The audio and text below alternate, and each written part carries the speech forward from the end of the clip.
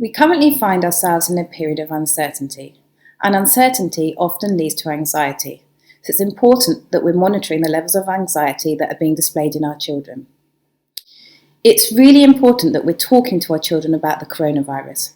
So if you notice that your child is experiencing anxiety, then acknowledge their feelings, empathise and accept them.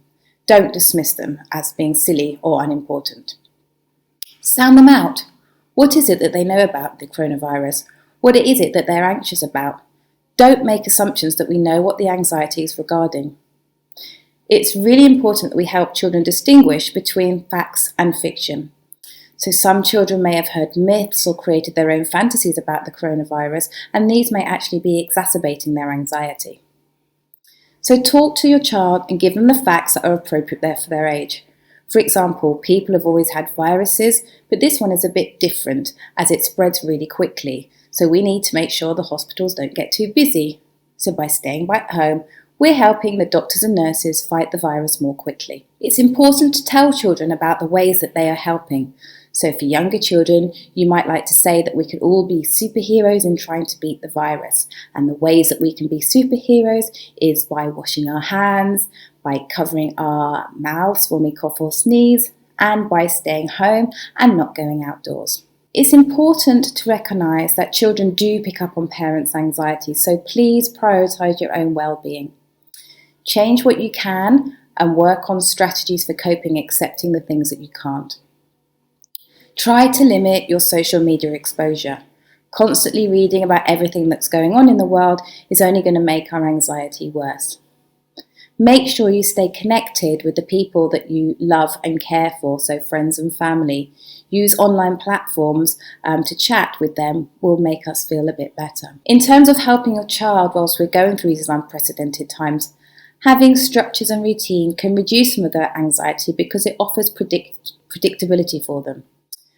So whilst it's important we try and maintain that as much as possible, it's also important that there is some flexibility. So don't be too hard on yourself. We can't expect to be the perfect parent, the perfect teacher, and the perfect employer.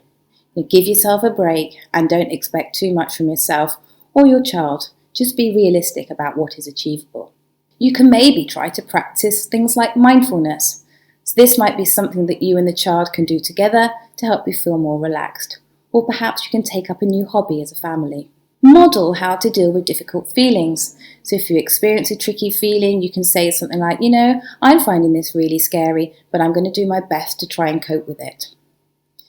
If you find your child is asking you lots of what if questions, what if this, what if that, what if I'm going to die, try to positively frame this. So by this, I mean trying to look for what evidence is there to support the worry.